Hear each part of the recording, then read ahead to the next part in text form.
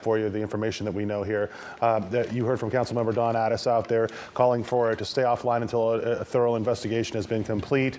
They would not make a commitment as to say that it would permanently stay offline. There was a moment during the press conference where they also said that the PG&E plant that is adjacent to Vistra Energy there is currently still online. There's the PG&E plant with the Tesla battery plant, as well as the Vistra plant in that area. So you can see what's going on. So now I'm being told that Vistra Energy is actually speaking right now. Let's listen in live. Do we have that? Inform everybody. We're going to inform everybody. Now, we're going to have to get back into that site and examine everything, because there have been other pieces of equipment that have been for a long period of time under heat or smoke. And we're going to have to evaluate their operational capabilities, safety, and so forth. So that process is going to take weeks. There's not going to be anything sudden about it. It will be methodical. There will be a process. And ultimately, there will be a mutual agreement that those facilities are safe to return to operation, whenever that is. When we had other outages here, we did the same thing. We took our time. We learned about the condition of the equipment, and if improvements needed to be made, redesigned, equipment replaced, that's what we're going to pursue to make sure that we maintain that the facility is safe and the operations are safe in all ways. Brad, let me ask this. What's the status of your overall facility? Is part of it shut down? All of it shut down? Part of it still functioning online? What's the status? My understanding is, of course, Chief Mendoza is the one who controls the site now, is that there was a time last night when the fire was advancing, and obviously Moss 300, which was the building on fire, wasn't in operation. So he determined that he needed to evacuate the site. We brought down the other two battery phases there, what we call Moss 100 for 100 megawatts, and Moss 350, which is 350 megawatts, and the natural gas plant. And so it takes a while to go through the process to safely bring them offline, which is what we did and what the condition is right now. They're all offline. Very concerned. This is the latest fire, not the oldest, but the latest one, since roughly 2018. If I have the years right. Are you concerned that this could be a broader problem? Well, the chronology, at least for our site, is that we had two other events that were water-related, with water getting on batteries. There was overheating. There weren't really fires, but they were situations where we had to come down, reassess the operations, understand what happened, redesign, make repairs, and put them back online. So that's what happened there. And then there was a fire that others sometimes can conflate at the next door PG&E Elkhorn battery facility, which is right next to our Moss Landing site. And that was in 2022. That was a separate deal. So those are the events that happened there. Regarding the use of utility scale battery storage in California, it works. It works because you have an overabundance of solar and wind during the day.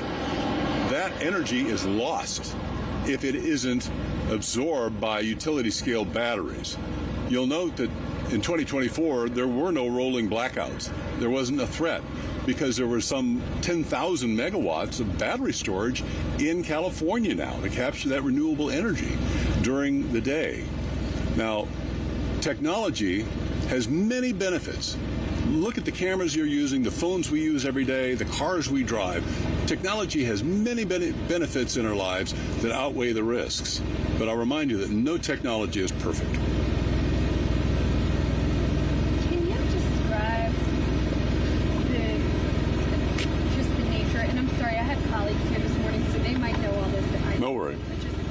Are we seeing kind of a chain reaction happening? There are new plans that bloom, or is it mostly the building being consumed that's making these big plans to pull from across What do you? My understanding, those are batteries that continue to burn out.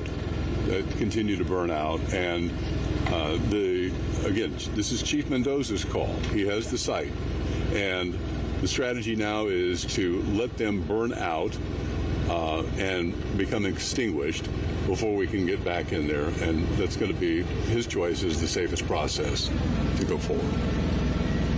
Does that mean basically the entire facility would be consumed for? I don't know. I've seen pictures like you have or drone. I don't know what the condition is over there, but it's a concrete and steel building. It's been under flames for a day now, so it's going to be heavily damaged, if not destroyed. Yeah. What is your response to, after everything is said and done, after they're all able to get in there, keeping this thing offline? Is that something that you guys are going to do? We will go through an investigation to find out what happened. That's paramount. Find out what happened. Not only does it satisfy the search for truth in technology, but it is a way also that we'll share that so that others in the industry and the public can learn from this. There are a lot of academics who study renewable energy. We're getting better and better all the time. The technology that drove installations 10 years ago for battery storage are not the way they are now. The standards are improved. The regulations are better. We know a lot more about the technology, how it's used. So we'll get in there and find out what happened, like we've done in any other incident in our company, regardless of what kind of power generation facility it is. We'll get back in there and find out what it is and see what might be done, if anything. But as far as future use of it, we're focused on this today. Let's get it out, then we'll investigate, make other determinations at some other day. Obviously, fire is a big risk. Will you be looking at technology to help prevent fires in a plant such as yours? Always. What does that mean? Well, there are three pillars we stand on: prevention, detection, and mitigation. Prevention, to have the best equipment that we can, best design, higher quality. Then detection if something goes amiss. And then mitigation. How can you put it out? In this system, there was a water-based response system. We have to get in there and find out why it didn't operate perhaps as it was supposed to. Again, we don't know the cause of this, but we have to get in there and determine that. So, yes, we have systems in all of these battery storage projects for any kind of anomalies that may happen. You had a question right here. What is your message for people in Monterey County and Santa Cruz County? I'm sorry, you're competing with a truck. I didn't hear that. Try one more time. So what is your message for the people in Monterey County and Santa Cruz County that have been dealing with this for 24 hours? Safety is our priority. We understand that what happened at our facility has disrupted their lives, and we're sorry for that. We're deeply sorry for that. We've been in this community for many, many years. This plant was built actually in the late 1940s. So through our predecessor companies and our company, we've been a good corporate citizen, called this place home for a long time. Our employees live in the area. So that our neighbors and our friends have had their lives disrupted like this, we are sorry.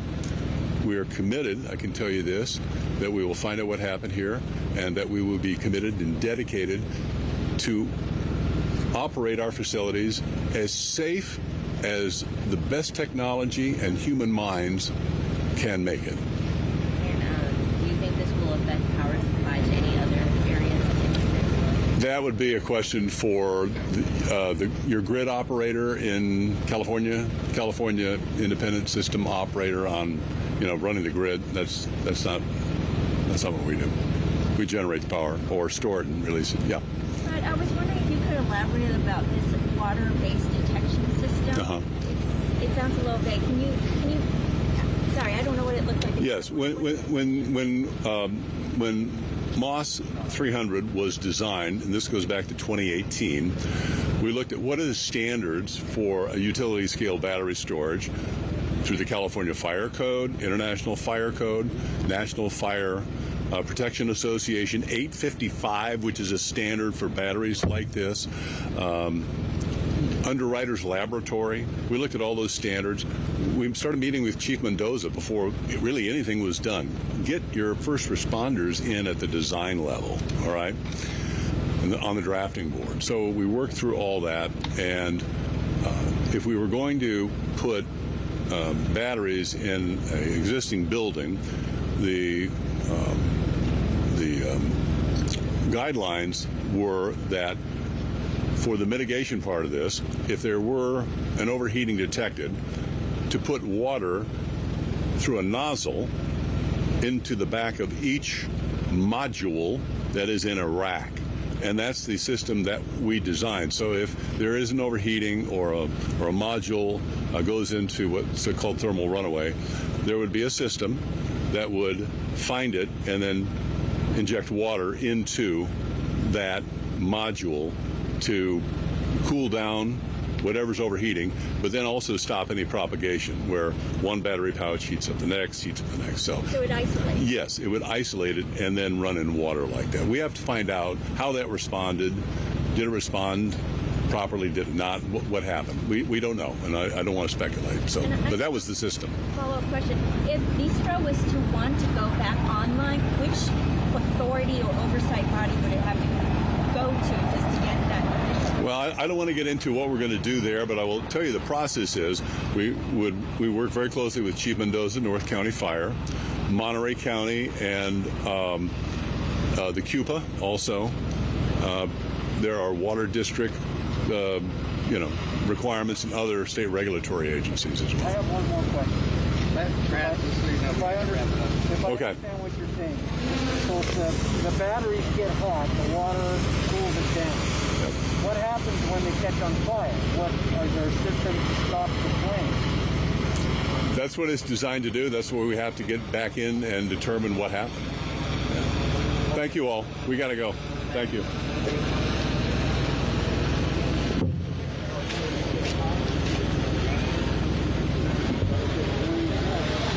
Okay, so you just you saw that press conference there live.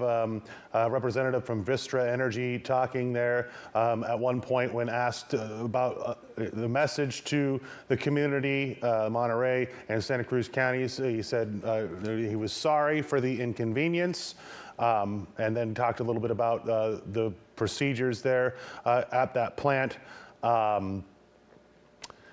Sorry for the inconvenience. You know, we have 1,200 people out of their homes right now. There's toxic smoke in the air. Many of you are concerned about your health, and rightfully so. Press conference there with a lot of questions, very little answers. Let's take the live look, if we have any live look right now, at what that looks like out there. Okay, we don't have a live look, but that was the press conference. Okay, there's a live look right there and you can still see smoke being put off. And this could last for days. We'll have to see. They were unsure if there could be more flare-ups. We saw that flare up around 1:30 this afternoon, and then it kind of died back down, but it kind of goes in waves. This morning, it looked like the flames had died back down just a little bit and then flared up again. So we will have to continue to monitor this very, very closely to see out there. But Councilmember Dawn Addis, you heard from her out there. She said that she's calling for the facility to stay offline until at least a full, thorough investigation is done, but would not commit to keeping it permanently offline. This is obviously the fourth and most serious fire since this plant's inception, which was back in 2019. And there are a lot of serious concerns out there for you folks. And I think that we still are owed a lot of answers, and we'll continue to press officials here throughout the next days, weeks, and months to try to get you some more answers. But the bottom line right now is protecting life, and we have 1,200 people who are still under those evacuation orders in that area as this thing continues to smoke and flames continue to come out of it. So we can come back out here And we'll wrap up our coverage for right now. Of course, we're going to have full coverage starting at 5 o'clock. Chief Meteorologist Dan Sionka, Lisa Montgomery will be up here with you, breaking down everything you need to know to keep you safe and let you know what is happening. And we will continue to be pressing for answers. I will be going out there this weekend as well to report on the ground to try to give you some more updates and try to get some more answers out of officials out there if they do hold more press conferences. And we want to, again, keep you safe. That's the primary thing that we're here to do. So we're going to turn you back to your regular coverage right now. We will keep you updated with the evacuation orders and everything you need to know. Again, starting at 5 o'clock, we'll be back up here with you. We will see you then. Be safe, folks. We'll see you soon.